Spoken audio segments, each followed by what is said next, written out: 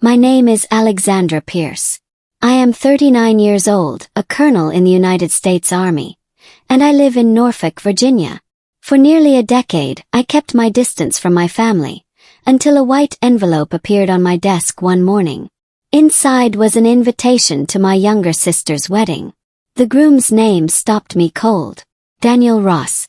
A man whose life I once saved in the chaos of a war zone. There was no warm message, only 2 words in my mother's perfect handwriting. Please behave. Before we begin, tell me, what would you do if the one person you saved turned up in the arms of the sister who betrayed you? Share your thoughts in the comments, and subscribe so you do not miss what happens next. We had not spoken in almost 10 years. Not since my father's funeral, where they let me stand in the back in full dress uniform while they posed for photographs at his casket as though it were a brunch table. I stopped trying after that. No calls, no visits, only silence. So when the envelope appeared on my desk at the Pentagon, I thought it was a mistake. Thick white cardstock. My name printed cleanly across the front without rank, as if stripping away my title could reduce me back to the girl they wanted me to be. The return address was my mother's house in Fairfax. Inside, an invitation to my younger sister's wedding. I scanned the card without breathing until I found the groom's name. Daniel Ross. My hands stilled. Years ago, in the fractured dust of a collapsing safe house overseas, I had pulled him out from under a beam of concrete. His leg was pinned. The air choked with smoke.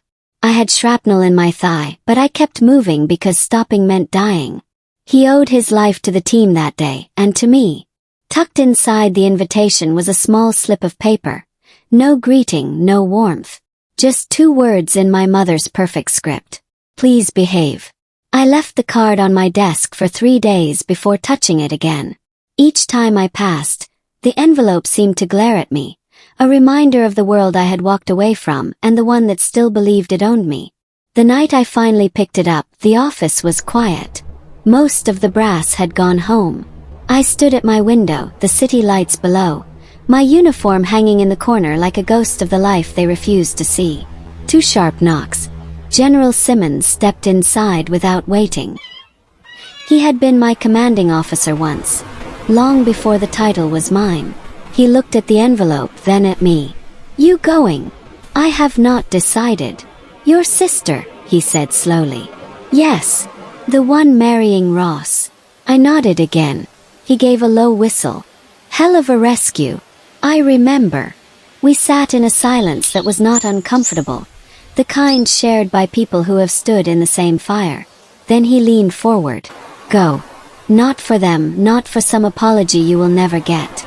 Go because you earned the right to stand in that room without flinching. His words stayed with me long after he left. That night, I booked a red-eye to Washington under a civilian alias. No entourage, no announcement. I packed only one carry-on, and inside it, folded with precision, was my dress uniform. The flight was quiet, half empty. Somewhere over the Midwest, I closed my eyes. Not to sleep, but to steady myself. I was not flying into combat. I was flying into family. But sometimes that is the more dangerous battlefield.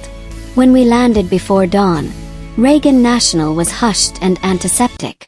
I walked through without waiting for baggage. Outside the air was cool and sharp. Virginia in spring. Bright blossoms lining the streets, as if the world was apologizing for all the ways it could hurt you. I rented a car and drove the road I used to bike as a child. Back when I still thought my mother's silences meant she was tired, not calculating. When I reached her house, I sat in the driveway for a long moment. The shutters had been freshly painted, the lawn perfect, everything exactly in its place, as if appearance could erase history. When the door opened, my mother stood there in cream slacks and a starched blouse. Her eyes traveled over me like a border inspection. You got the invitation, she said. I did. I hope you remembered to pack something appropriate. I brought my uniform. Her nostrils flared almost imperceptibly. Please do not cause a scene, Alexandra. This is Chloe's day. I met her gaze. Then perhaps she should not have invited the disgrace of the family. She stepped aside without answering, and I crossed the threshold into the same lemon-polished silence I had left years ago. My mother led me down the hall with the crisp stride of a hotel concierge guiding an unwanted guest. The house smelled of lemon polish and something floral that felt expensive and airless.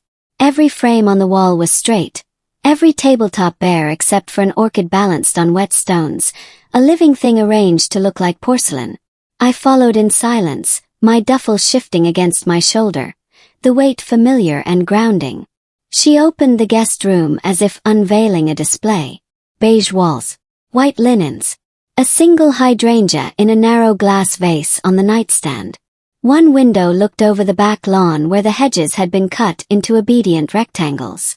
I set my bag on the floor and hung my uniform on the closet door, the dark fabric catching the morning light like a quiet statement. "Rehearsal dinner is tomorrow," she said. "At the club. Time 7. What should I wear? Something that does not invite attention." I nodded once. She did not ask about my flight or my work or the way my hand favored my thigh in damp weather.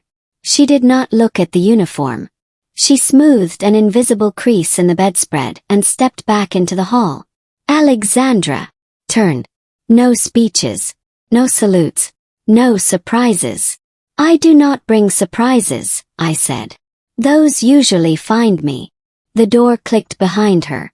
I stood for a moment, listening to the familiar hushed choreography of that house, a place where the floorboards never dared to creak. Then I opened the window. Cool air slid in and moved the hydrangea leaf with the smallest hiss, like even the plant had been waiting to breathe. I did not unpack. I showered, changed into a plain sweater and jeans, and walked the neighborhood until my head cleared. The trees were leafing out.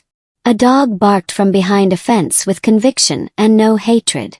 On a corner, an elderly couple argued softly about a grocery list, then laughed and held hands. Small scenes of an ordinary life. I watched them as if they belonged to a country I had visited and left.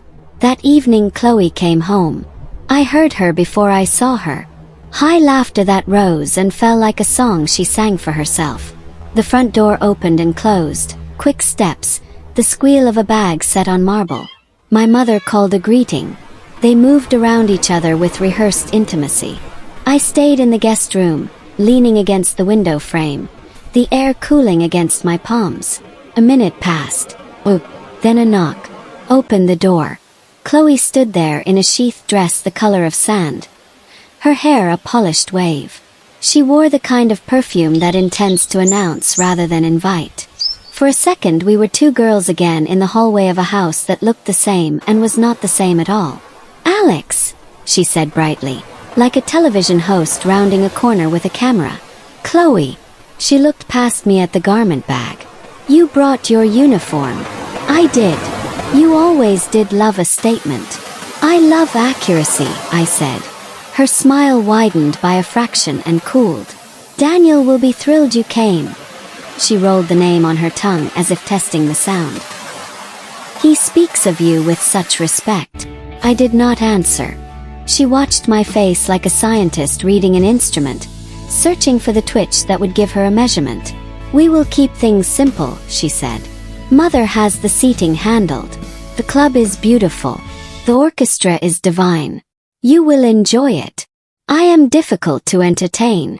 I remember." She did, I thought. She remembered the winter I spent sleeping on a cot in a hangar at a forward operating base, the letters I sent home that were never answered. She remembered the last day at our father's funeral when I stood at the back and she held our mother's arm and never turned around. People who forget do not smile like that. They remember and choose something else. "Good night," Chloe said. "Tomorrow is important. For you. For all of us." After she left, I lay on top of the covers and stared at the ceiling. The room hummed. The house breathed. The past pressed through the walls. I closed my eyes and thought of a night field across the ocean where the wind ran its hands over tall grass and a flare opened the darkness into a brutal white. I counted the beats of my heart and let them slow. When sleep came, it came clean. The next day unfolded with the dull coordination of an operation brief. My mother moved through the house calling vendors and confirming details in a tone that could have commanded artillery. Chloe floated from room to room, practicing a smile that had won her many rooms long before this one. Courier delivered boxes of pale flowers. A tailor arrived with an emergency kit that looked like a surgeon's roll, pins and threads arranged like instruments.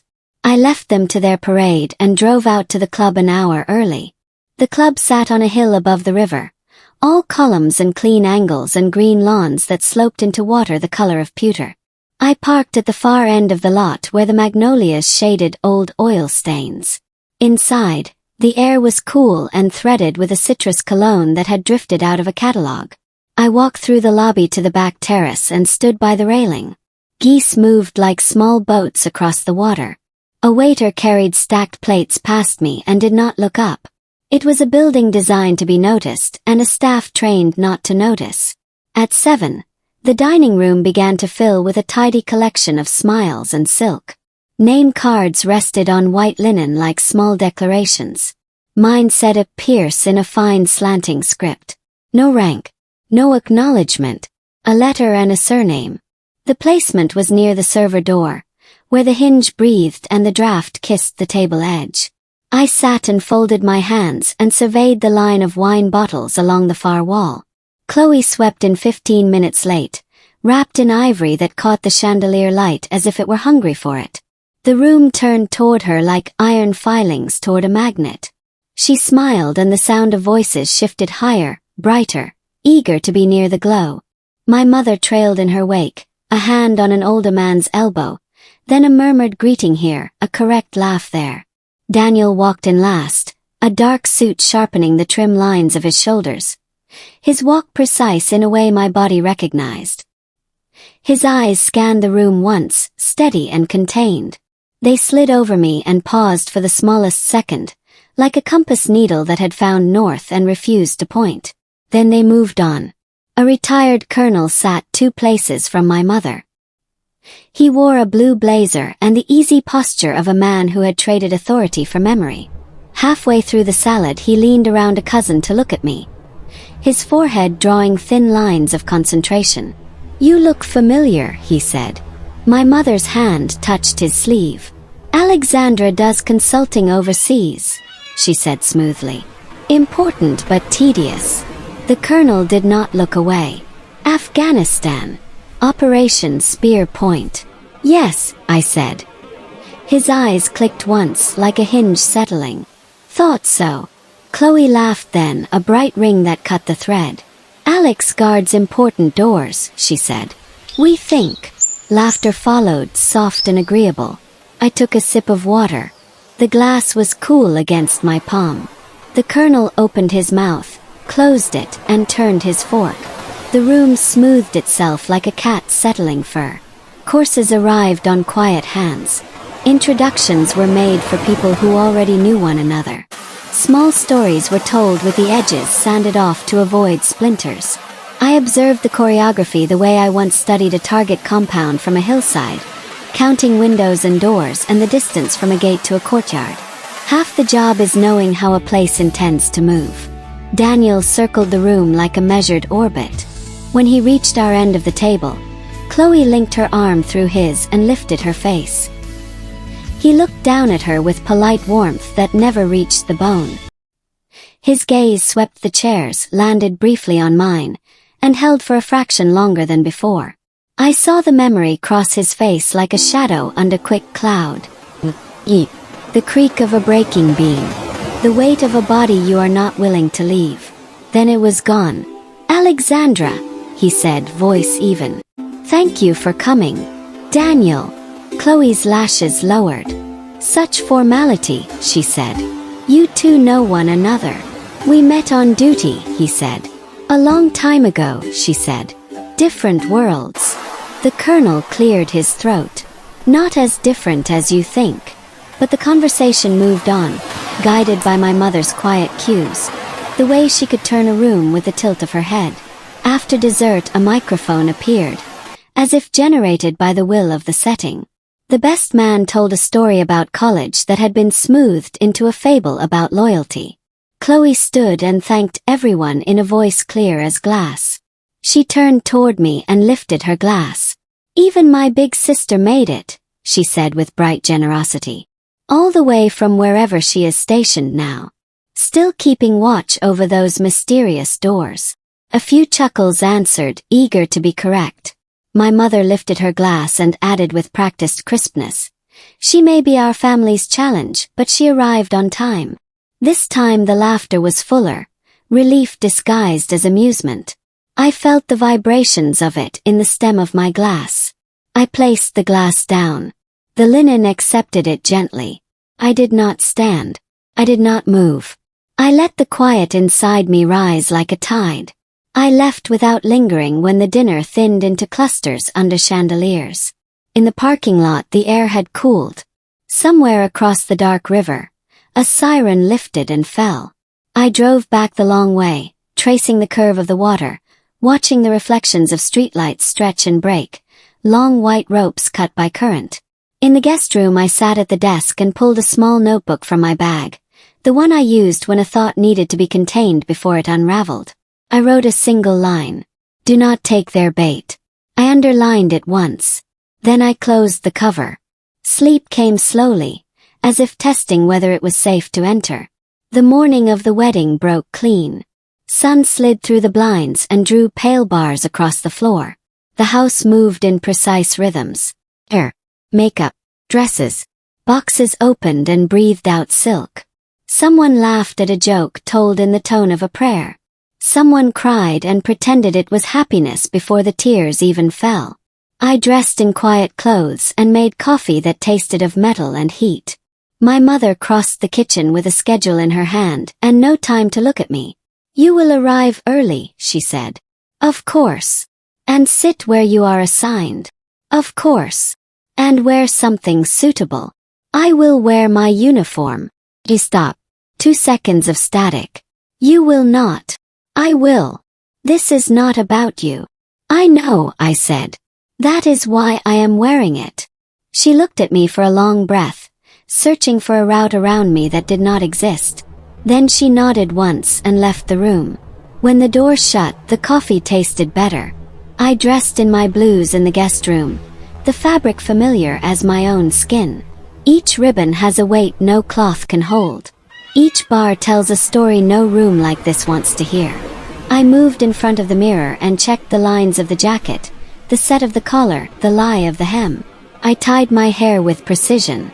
I stood still and let the shape of my life take up the space it had earned. We drove in separate cars to the church in Old Town.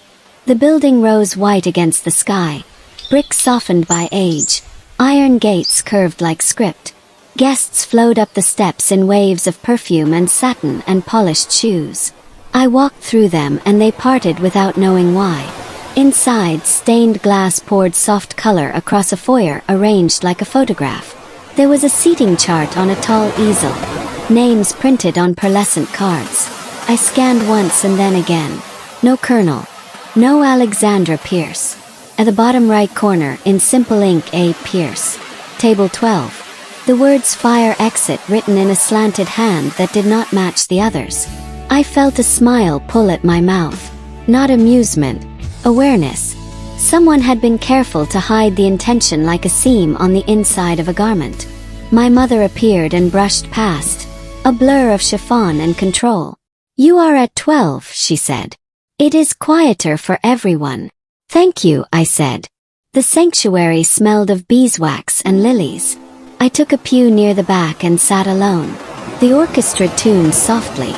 The photographer crouched and leaned and lifted his camera like a weapon he was paid to fire without hurting anyone. A bridesmaid adjusted a ribbon with the attention of a surgeon. The light through the stained glass moved across the floor in slow squares as the sun shifted outside. Daniel stood at the front, straight and still. At one point his gaze drifted to the back and found me. He did not smile. He did not look away in embarrassment or fear. He simply saw me. It is rare to be seen. It is rarer to be seen without desire or dread. A brief calm slid through me like cold water down the throat on a hot day. Music rose. I stood. Chloe entered, a river of white. Her face a sleek and luminous surface. The room tilted toward her. She took her place beside Daniel, both of them framed by polished wood and colored glass. The priest spoke. The words were familiar and properly shaped. Vows are designed to sound like promises even when they are only arrangements. I listened because I had been asked to. I did not stand when the priest called immediate family forward for a blessing. Instinct lifted me to my feet before the smallest pressure on my arm kept me still. My mother's hand. Light, firm, trained. "This moment is not yours," she whispered. Saturday the blessing went on without me. A petal fell from a bouquet and no one noticed. A child coughed once and was hushed by a hand with polished nails. The light moved another inch across the floor. After the ceremony, the reception hall opened its mouth and devoured the afternoon. Music poured. Glasses clinked. The scent of flowers intensified until it edged toward something sweet that could turn. My place card in the ballroom read A. Pierce in tiny letters. The linen at my setting did not match the others. The server skipped my wine and called me a non-drinking guest. I poured a glass from the unattended bottle at the next table and tasted the room on the rim. Across the dance floor Chloe glittered, turning slowly under the chandeliers as though powered by them. Daniel remained at her shoulder, hand light at her back. His attention precise enough to be called work. Photographers orbited. The orchestra shifted from elegance to something brighter, a clean sound with a sharp edge. Laughter rose and fell in practiced waves. I felt the story moving toward me before the microphone arrived. Some moments carry their own gravity. Chloe took the mic and the light caught it like a blade. She thanked the guests. She praised the vendors. She lifted the script with a practiced ease and then slipped it into her own hands. Her eyes gleamed in a way I remembered from childhood when she had a secret that could break something I loved. "To love," she said. "To family. To loyalty.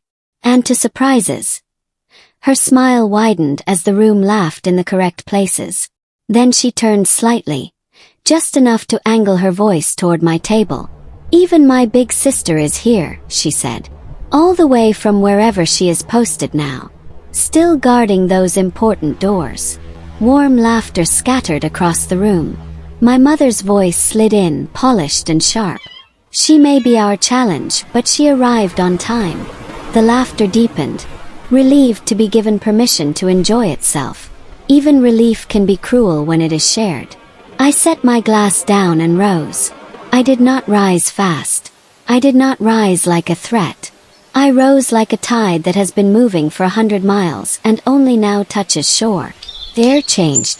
Conversations ended mid-word. A fork fell and made a small precise sound on china. Chloe tilted her head. "Lighten up, Alex," she said, the microphone carrying her voice into corners. "It is a joke." Before I could speak, Daniel moved. One step. Another. The path opened around him without anyone deciding to make space. He stopped one pace from me. His shoulders squared. His right hand lifted, fingers tight, palm forward. The salute was crisp and exact, the kind you give a superior officer because there are things you cannot say and the body knows how to say them. "Ma'am," he said, voice clear enough to cut fabric. The room exhaled one sound, a small shocked wind. Then the sound did not end. It turned into silence that spread and settled like a cloth. Chloe's hand trembled and the microphone slipped. It struck the floor with a flat crack and rolled until the cord stopped it. My mother stood and made a shape with her mouth that might have been my name. I did not blink. Daniel lowered his hand slowly and stood as if the floor itself demanded respect. He turned not to me but to the room. "This is Colonel Alexandra Pierce," he said. "She was my commanding officer overseas. She did not only serve. She saved my life." The retired colonel at the front table rose next. His salute was slower, a memory carried forward. A woman in navy blue stood and lifted her hand. Not theatrical, not eager, only true. A former instructor straightened and saluted with a precision that had not dulled with years. One by one they stood, quiet as trees coming upright after a wind. The orchestra went silent. The waiters did not move. The chandeliers held their light without flicker. I felt the moment settle into the bones of the room, into the linen, into the tower of champagne that was no longer bubbling. For the first time in many years, I was no longer the shadow stitched to the edge of the photograph. The photograph had shifted around me. My mother found her voice and reached for the control that had always come when called. "This is not the time," she said, trembling with a poise that was nearly rage. "Please, sit." No one sat. I did not speak. I did not step forward. I did not take the microphone or the light. I let the weight of what had just been said do what truth does when it is finally allowed to stand without someone tugging at its sleeves. Daniel's jaw tightened, a cord visible for a second, and then he nodded once to me, a soldier's brief acknowledgement, and stepped back. The room breathed again, but not the same air. It was cleaner. It had edges. I returned to my chair, and Saturday the chair accepted my weight. The linen under my hand felt new. Chloe remained motionless, her mouth slightly open, eyes fixed on the spot where the microphone had struck the floor. The mic still lay there, a harmless object that had just failed to keep a story contained. The bandleader lifted his hand, and the orchestra stumbled into a soft arrangement, an attempt at smoothing a surface that had cracked along a seam it did not understand. People began to speak again, quietly, as if they were afraid of knocking over something delicate and important. Glasses were raised but not drunk from. The waiters moved on trained feet, placing and removing without truly touching. The rest of the evening slid forward with the stubbornness of an old clock. The hands moved because that is what hands do. I stayed at table 12 by the draught where the door breathed. A few guests approached and said my name with careful respect, the kind people use when they are speaking to a symbol they do not fully comprehend.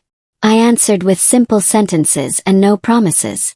When at last the lights softened and the room began to disassemble itself, I stood and walked out to the lobby. The carpet was thick and absorbed each footstep. I stood by a window and watched the river turn its dark back to the city lights. Behind me the elevator slid open. My mother stepped out. Her pearls had been removed. Her lipstick had faded to a thin line. She stopped at a distance that would not be mistaken for intimacy. "You made your point," she said. I looked at the river. Kept moving. It always keeps moving. "There is press interest," she said. "Photographs. Questions. For the family's sake, a brief statement would be helpful." Turn then. "You want me to protect the image you built by cutting me out. We did not understand what your career meant," she said. "You understood," I said. "You just did not care." She looked down. When she looked up again, her face had the layered calm of a person who has chosen to keep a mask rather than the face beneath it. "This night is important," she said.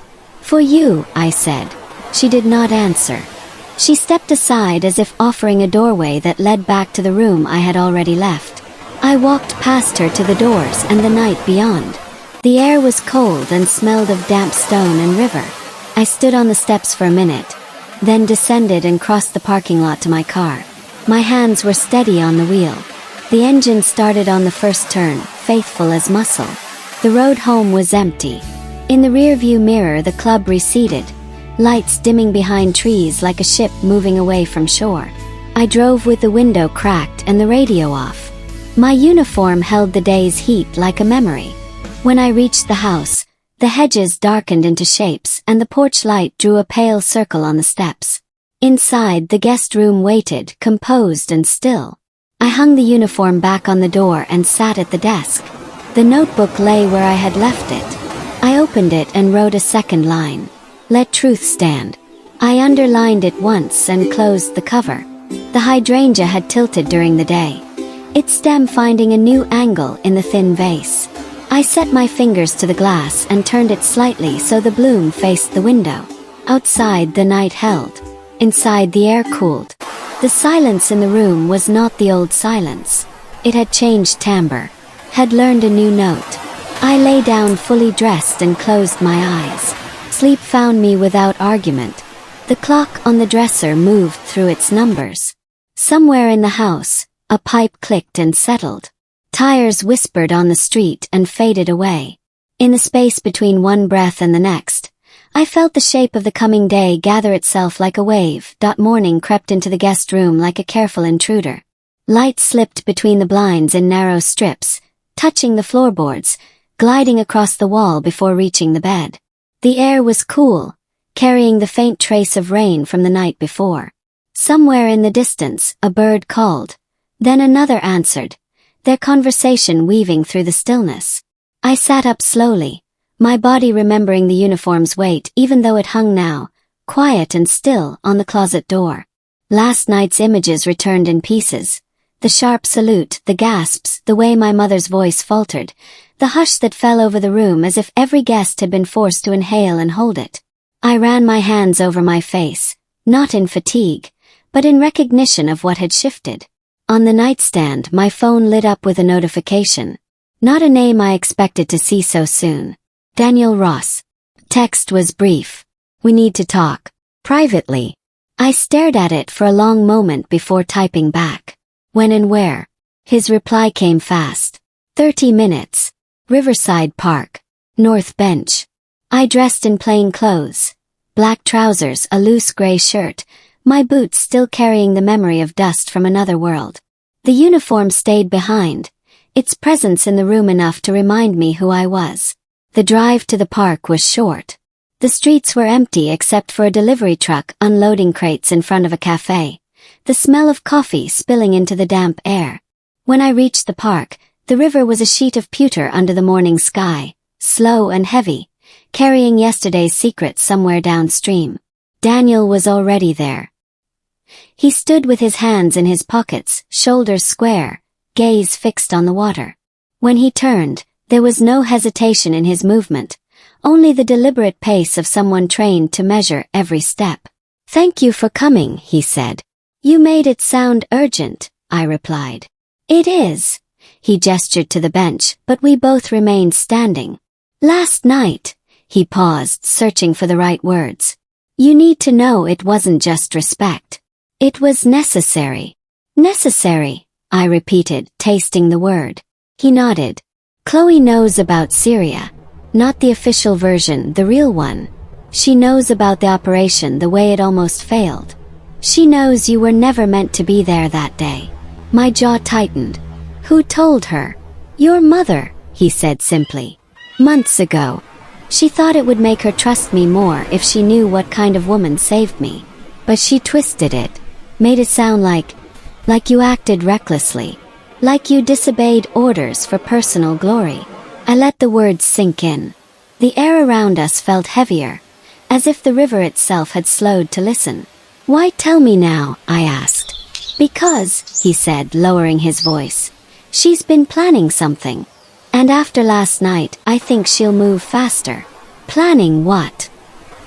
He hesitated, glancing toward the far end of the park where a jogger passed, earbuds in, oblivious. "To discredit you. Completely. Publicly." A faint taste of iron filled my mouth, the kind that comes just before a fight. "And you," I said, "are in the middle of it." "I am," he admitted. "But I didn't agree to it. Not all of it. That's why I saluted you last night. I wanted them to know they couldn't erase you without me saying something first." I studied him. The river behind him caught a dull glint of light, the current pressing against the shore with a slow, stubborn rhythm. "What exactly are they planning?" I asked. He shook his head. "Not here. It's safer if you see it for yourself. Tomorrow at noon, come to the west annex of the Old Town Library. 3rd floor, last table by the window. I'll bring what you need to know." I considered refusing. I considered walking away entirely, letting their schemes rot from within. But a part of me, sharp, cold, unyielding, wanted to see it, to know it, to hold it in my hands before deciding how to end it. "Fine," I said. "Tomorrow." Daniel's shoulders eased slightly. "Be careful, Alexandra. This isn't just family politics anymore." I didn't ask what he meant. I had already decided I would find out on my own. He left first, his steps blending into the sound of the river. I stayed, watching the water until it blurred into silver and shadow. The sky above it was shifting, the light sharpening, as if the day itself knew something was coming. When I returned to my car, a dark sedan I didn't recognize was parked 3 spaces away.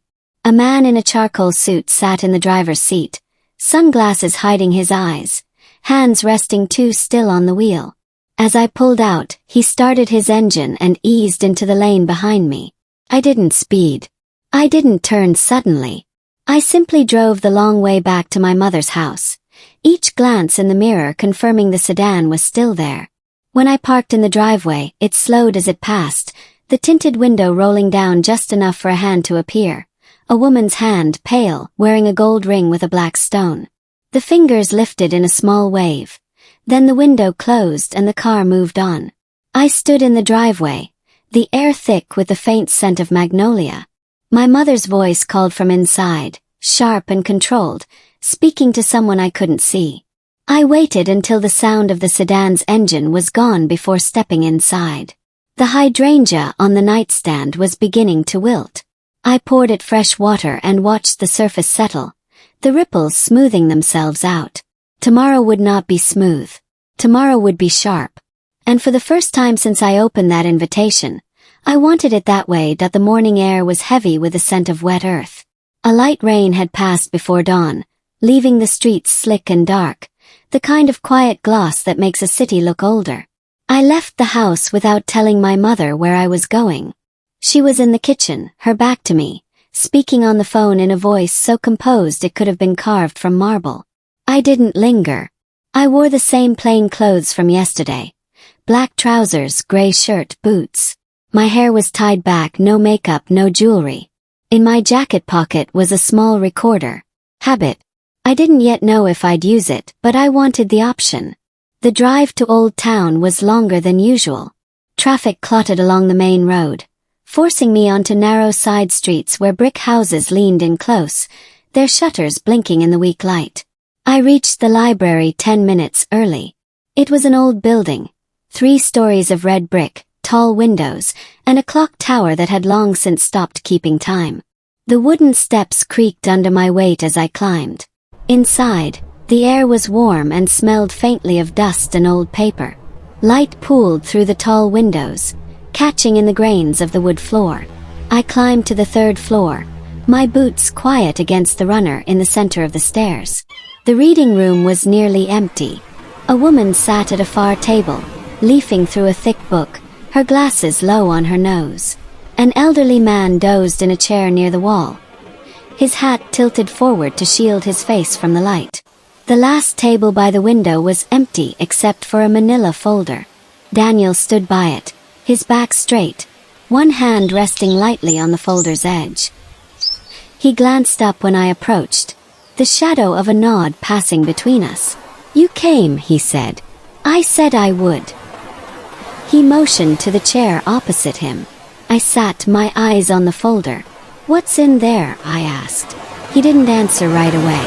Instead, he scanned the room, then leaned forward. "Your mother has been working with a man named Elliot Crane. He's a retired intelligence officer. Old network, quiet but still active in certain circles. She hired him months ago, on paper for family security. In reality, to dig into your record." "My record is clean," I said. "Officially, yes. But she isn't looking for facts. She's looking for angles. Rumors. Anything that can be shaped into a narrative that makes you look dangerous, unstable, reckless. Something she can leak to the right people." I kept my voice even. "Why?"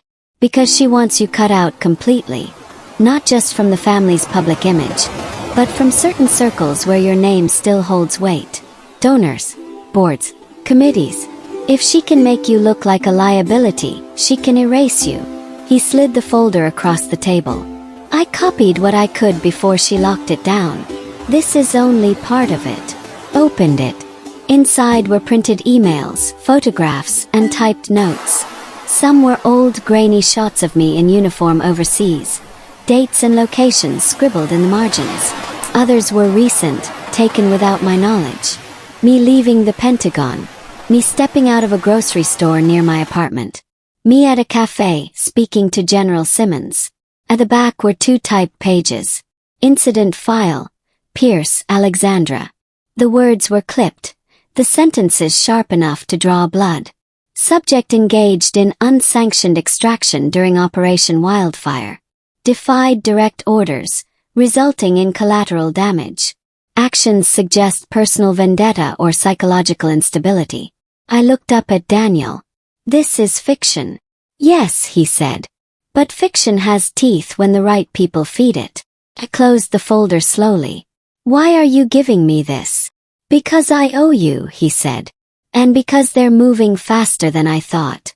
Elliot's been asking about your movements since you got here. Last night changed the timeline. They want to act while the memory of that salute is still fresh, before it turns into something they can't bury. I studied him for a long moment.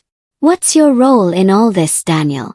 Are you just the messenger, or are you in deeper than you want to admit? His jaw tightened. I was supposed to help make it look convincing. A small public disagreement. Staged, but enough to seed doubt. Then they'd do the rest. I said no. But saying no to people like your mother doesn't make the problem go away. Leaned back.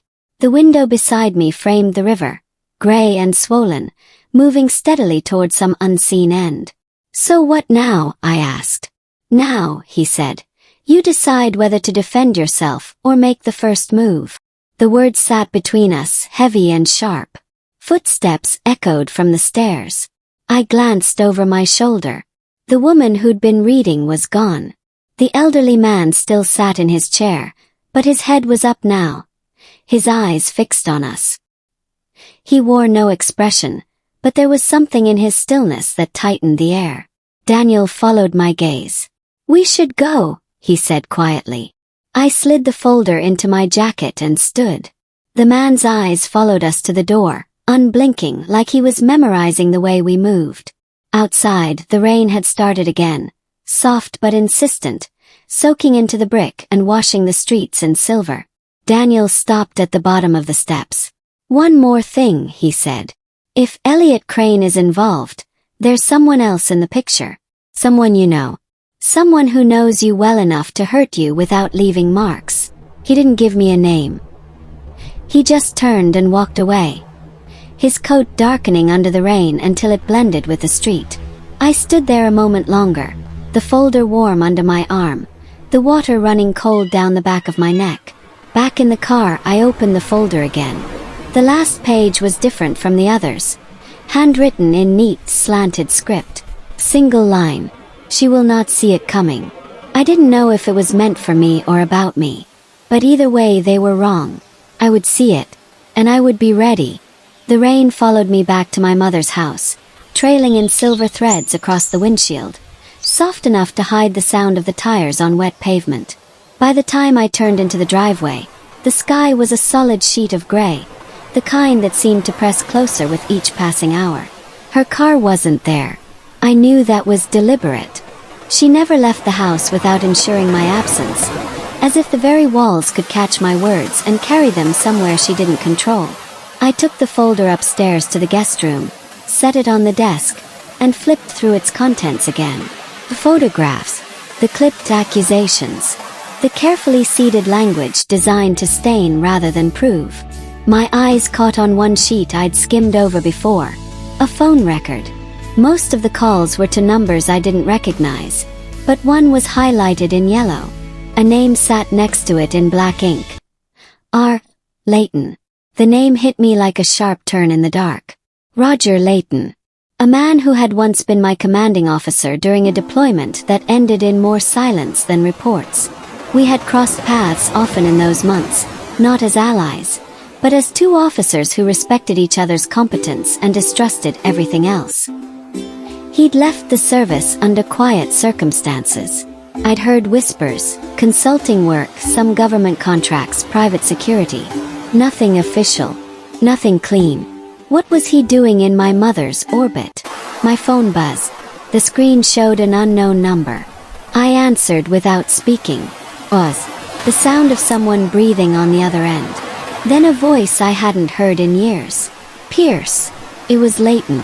You've been busy, he said, his tone dry, almost amused. Depends who's asking, I replied. Let's skip the sparring. You're in Virginia. You're staying at your mother's house. You've met with Ross. I didn't confirm or deny. You're predictable, he continued. And right now that's dangerous. You've made people nervous. Nervous people act without thinking, and I'm not sure you want to see where that leads. Tell me why your name is in her file, I said. He chuckled once low. That's not her file, Pierce. It's mine. She came to me months ago. Wanted something on you. Anything. I told her it would cost. She didn't hesitate. I did some digging. What I found could go either way, depending on how it's framed. So frame it for me, I said. No, he said simply.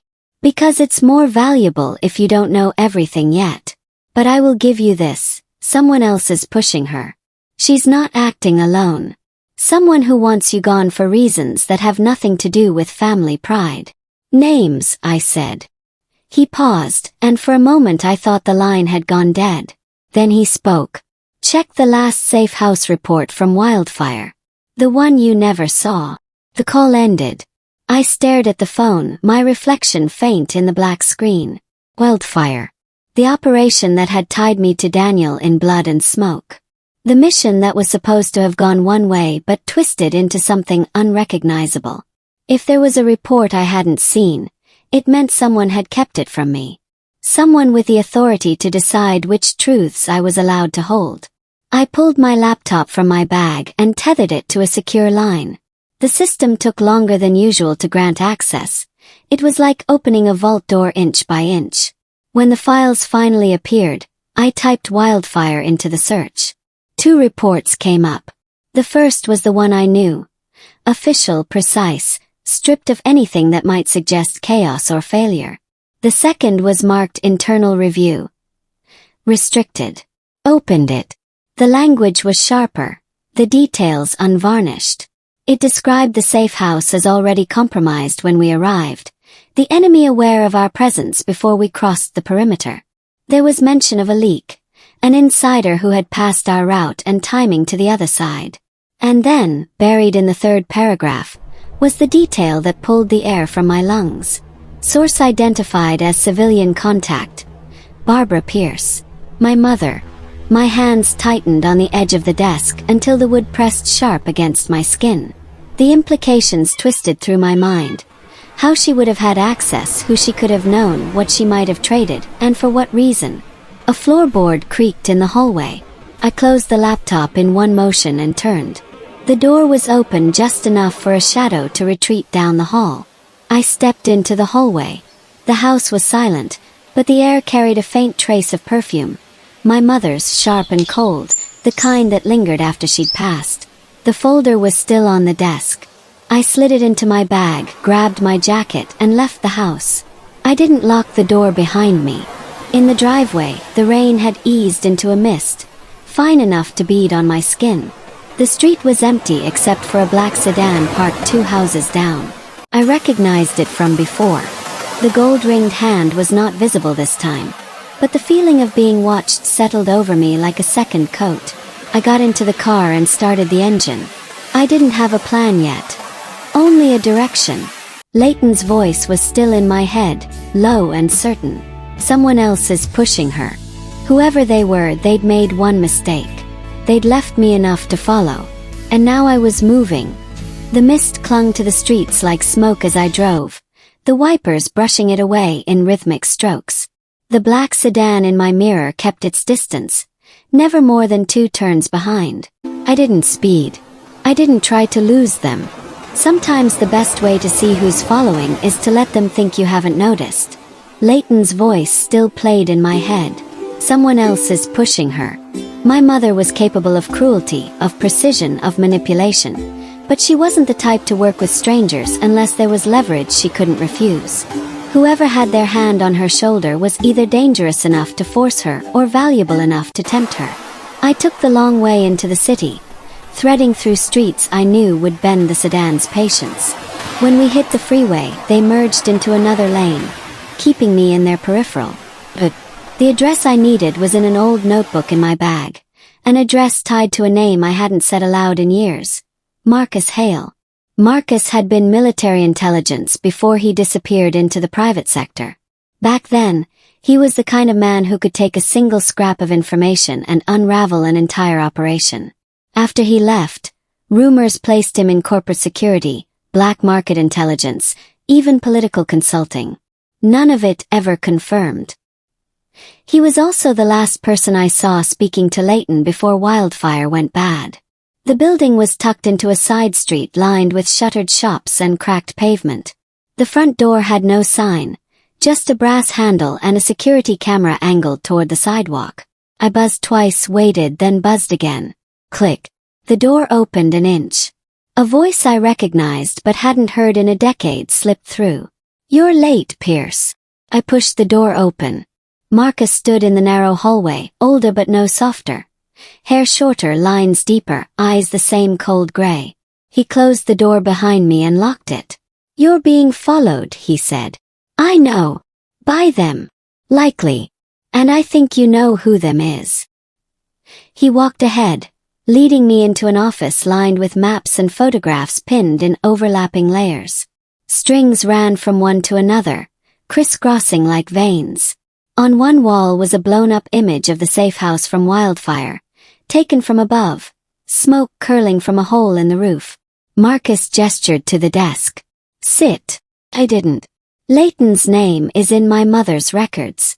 He told me someone's pushing her. I'm guessing that's you." He smiled faintly. "Partly. But I'm not the only one. There's a third player.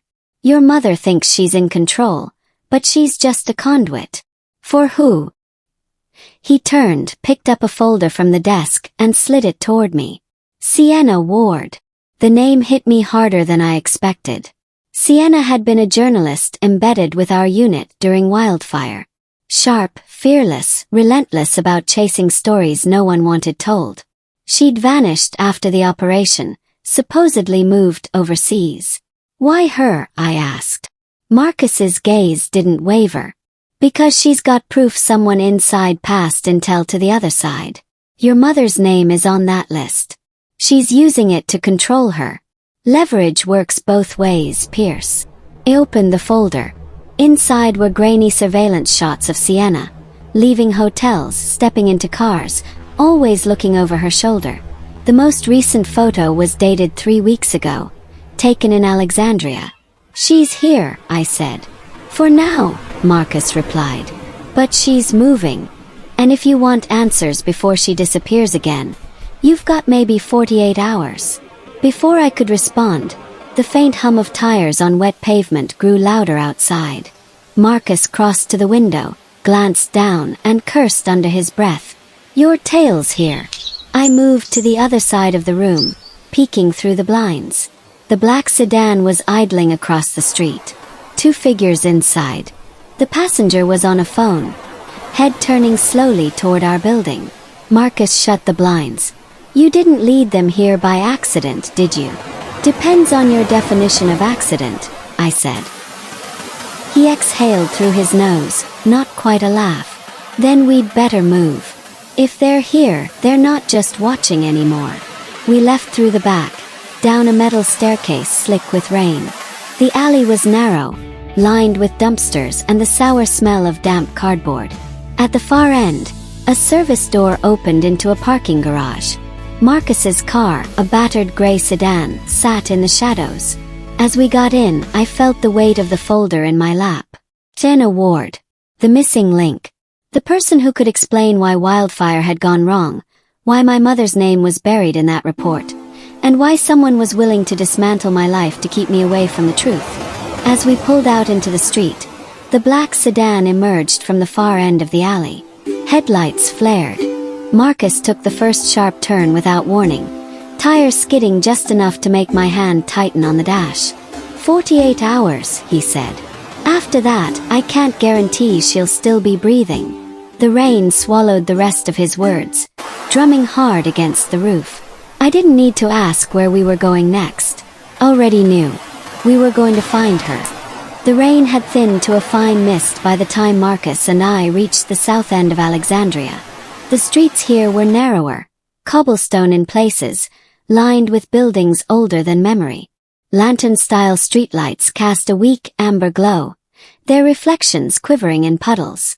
Marcus parked 2 blocks from the address he'd pulled for Sienna Ward. We didn't go straight there. First we circled. Once on foot, once by car, watching for the black sedan or anything else that felt out of place. There was movement. A man smoking under an awning, a delivery van idling with its lights off, but nothing that screamed immediate threat. "She's on the 3rd floor," Marcus said as we finally approached the building. "Corner unit. 2 exits.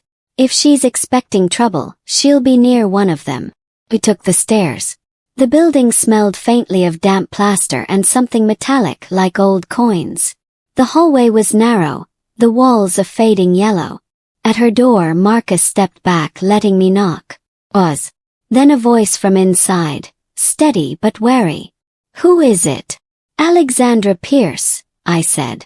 "We work together." Wildfire. The silence that followed was long enough to feel deliberate. Then the lock turned, and the door opened just wide enough for one sharp green eye to study me. "You shouldn't be here," Sienna said. "Neither should you," I replied.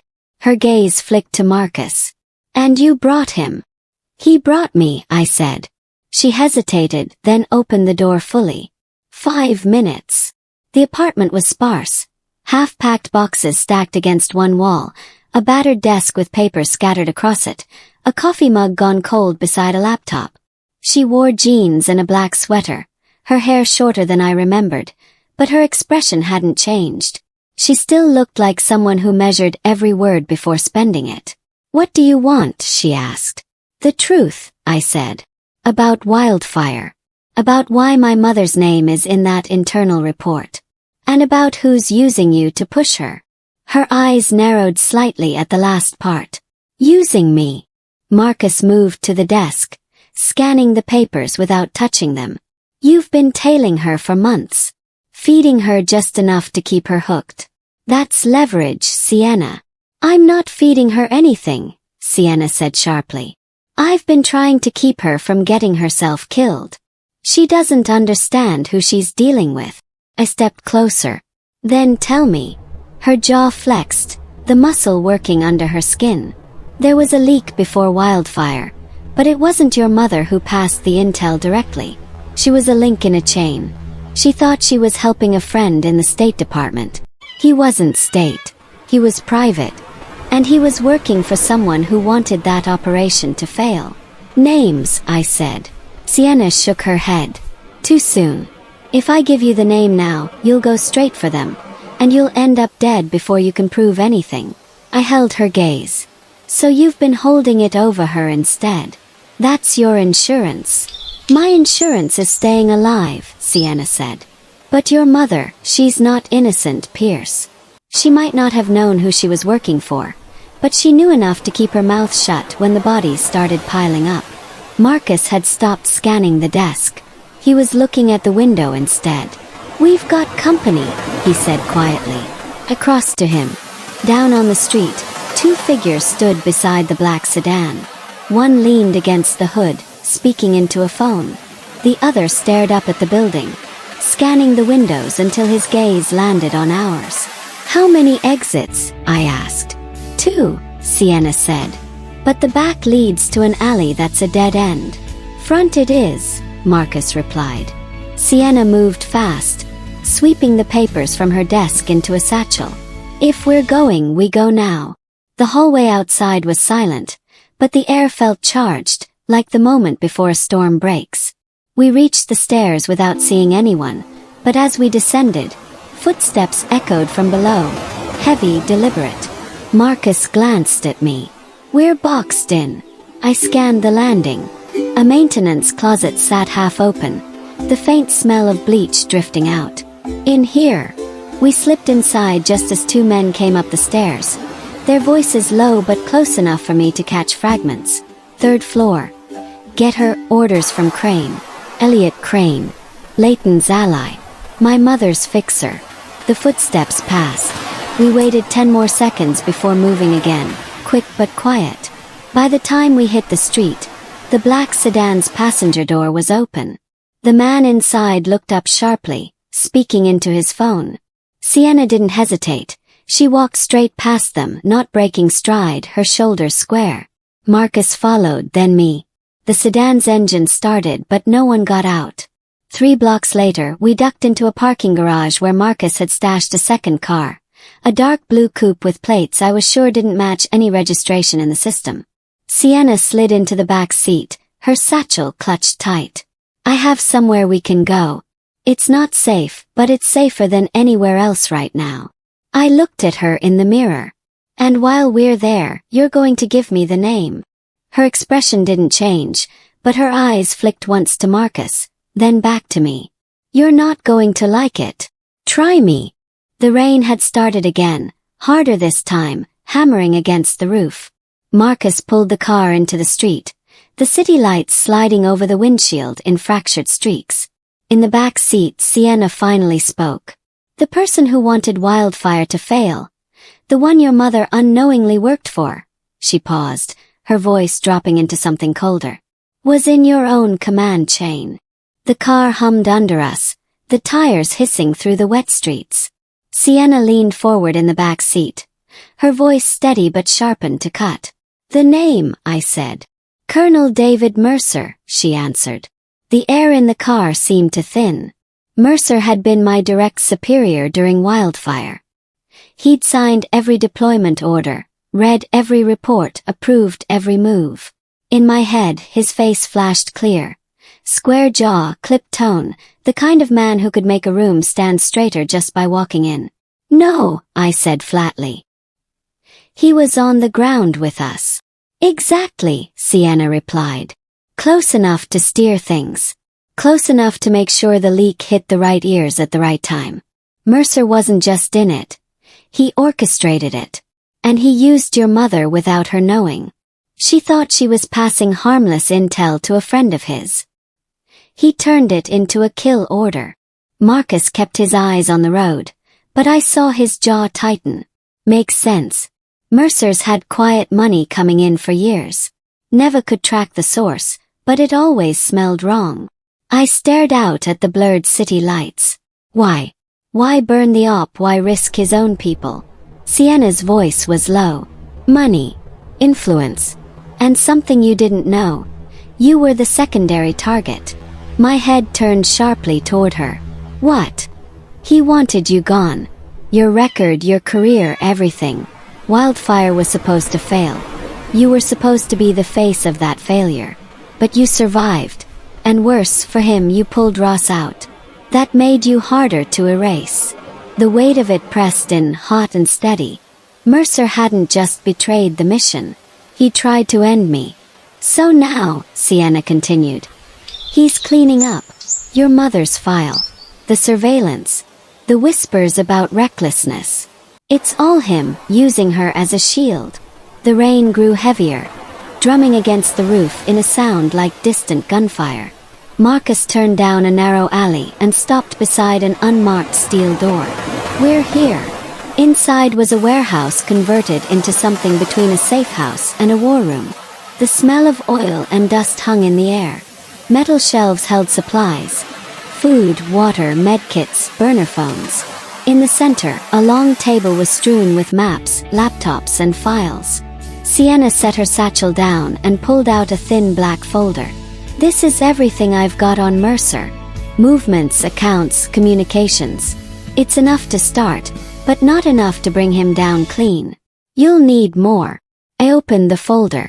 Inside were photos of Mercer with people I didn't recognize. Private security contractors, men in suits with faces that looked carved from stone.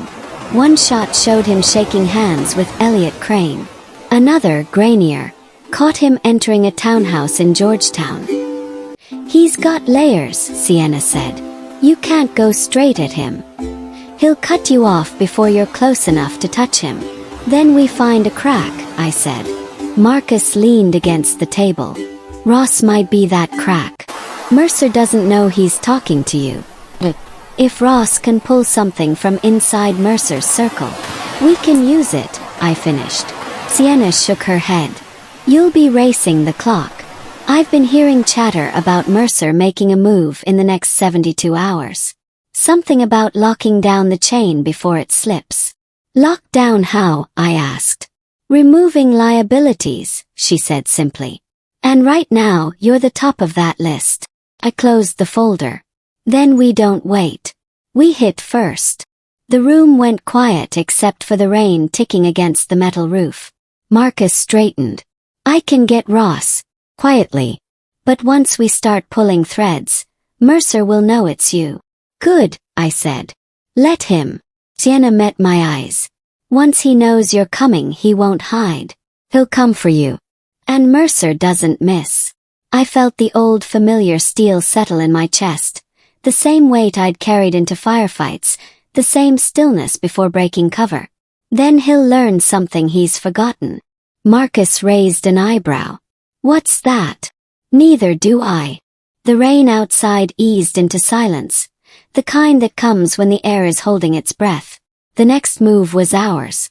And for the first time since the wedding, I knew exactly where to aim. The plan started with a phone call. Not to Mercer, not to my mother, but to Daniel Ross. I used a number Mercer wouldn't recognize. One of Marcus's burners, still in its plastic wrapping until that moment. Daniel answered on the second ring. Ma'am, we have a problem, I said. And you're going to help fix it. He didn't ask what the problem was. Where? I gave him an address on the far edge of the city, a decommissioned rail yard with more shadows than streetlights. 2100 hours. Come alone. After I hung up, Marcus raised an eyebrow. You think he'll bring a tail? I'm counting on it, I said. The rail yard had been abandoned for years. Rusted tracks cut through weeds, freight containers sat in long rows, their paint flaking, their doors sealed with old padlocks. The air smelled of oil and damp earth. Marcus and I arrived 2 hours early. Sienna came last, her satchel slung across her chest, her eyes scanning the yard like she was taking inventory of every shadow.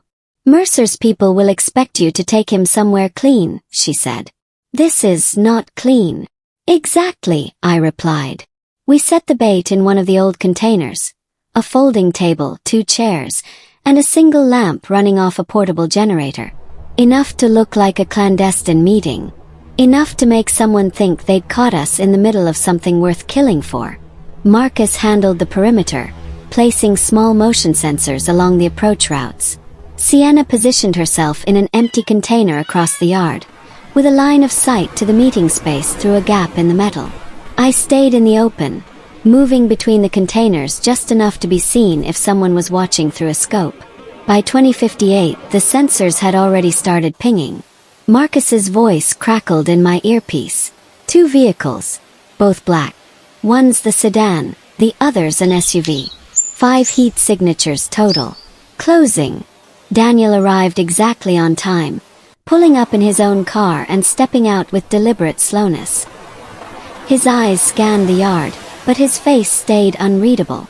Ma'am, he said, nodding once. I gestured to the container. Inside. He followed me in, sitting across from me at the table. The lamp cast a small circle of light between us, our faces half in shadow. You're being watched, I said. I assumed as much. Good. Then you'll understand why you're here. You're going to give Mercer a reason to come out in the open. His jaw tightened. How? Tell him I have the wildfire files, I said. The internal report. Proof of the leak. Tell him I'm meeting with you to decide how to release it. Daniel's eyes searched mine. And when he comes, I'll be ready. Outside, the sensors pinged again, closer now. Marcus's voice in my ear. They're moving in. 2 flanking left, 2 right.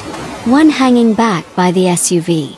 I leaned back in my chair, letting the tension settle into my muscles. Go on, I told Daniel. Make the call. He hesitated only a second before pulling out his phone.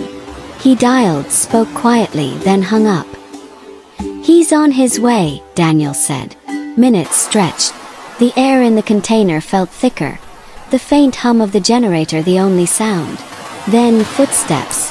Measured, heavy, approaching. Mercer's silhouette filled the doorway before he stepped inside. He looked exactly as he had in my memory. Imposing, controlled, the kind of man who never entered a room without already owning it. "Pierce," he said. "I hear you've been busy." I didn't rise. "And I hear you've been cleaning up after wildfire." His smile was thin. "You've been talking to the wrong people." "No," I said. "You have." Something flickered in his eyes, just for a moment. Then he stepped closer, the shadows sliding over his face. "You don't know what you're holding."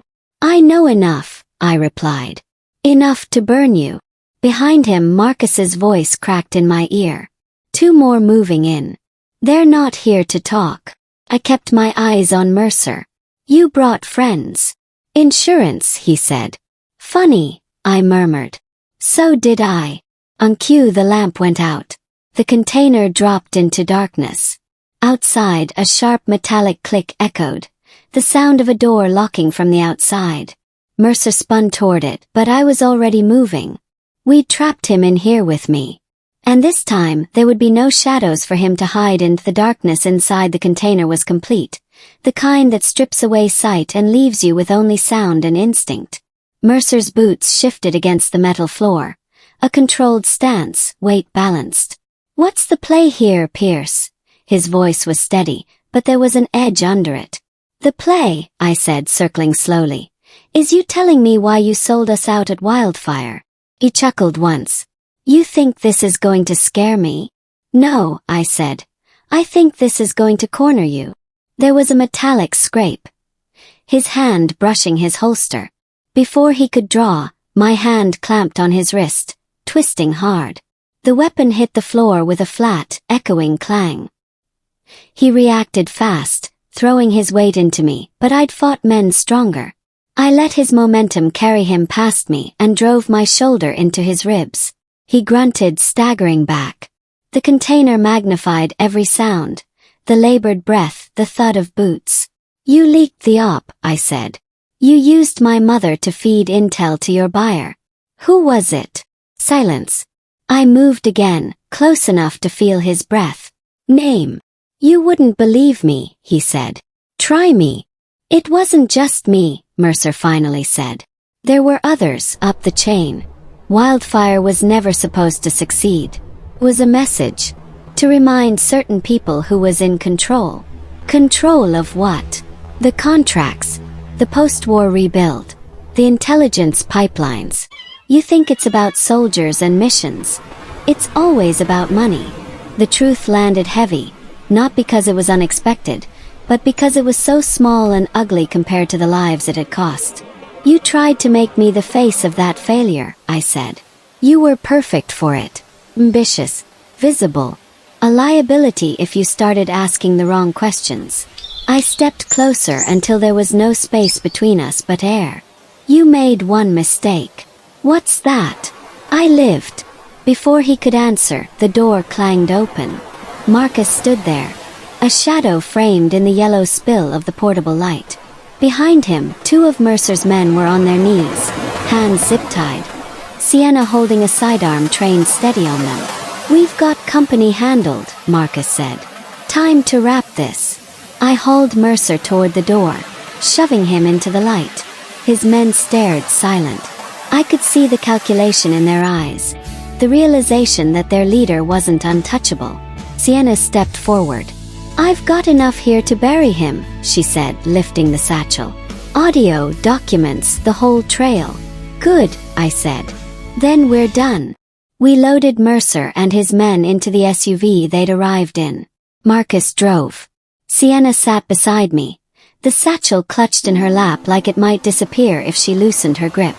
By dawn, Mercer was delivered to people who didn't need my help deciding his fate. People who'd been waiting for years to make the balance right. I didn't stay to watch. 2 days later, I left my mother's house without a word. She didn't try to stop me. Maybe she'd heard. Maybe she hadn't. But when I walked past her in the hallway, she looked at me differently. Not with affection, but with the awareness that I could no longer be moved like a piece on her board. Ross called once. I didn't answer. Marcus sent a single text. Clean hit. I deleted it. I drove north until the city was a smear in the rearview mirror. The coast met me with salt air and a horizon that didn't care about names or ranks. I rented a small place above the water, the kind where the wind rattled the windows at night and the mornings came in quiet. The uniform stayed in its garment bag. The folder stayed locked away. Some truths are better kept cold until the day they're needed again. Painted. I walked the shore. Sometimes I thought about wildfire, about the dust, the heat, the sound of Ross's breathing as I dragged him clear. And sometimes I thought about Mercer in that container, the moment he realized I wasn't just a survivor. I was the reckoning he hadn't planned for. My name carried a pause now. Even in the circles that had tried to erase me, they spoke it with care. Not because they respected me, because they knew better than to forget me.